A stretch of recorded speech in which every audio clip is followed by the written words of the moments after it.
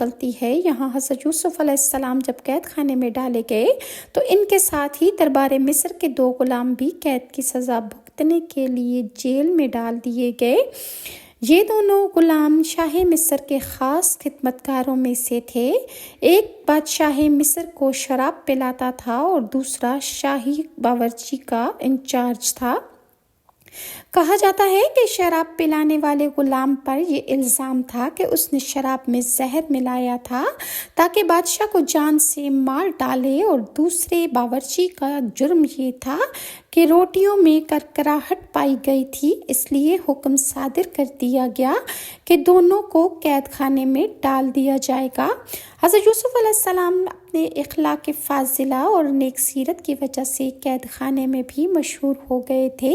قیدی آپ کے پاس تقویٰ، آپ کی عبادت اور آپ کی بیماروں کی عیادت اور خدمت سے بہت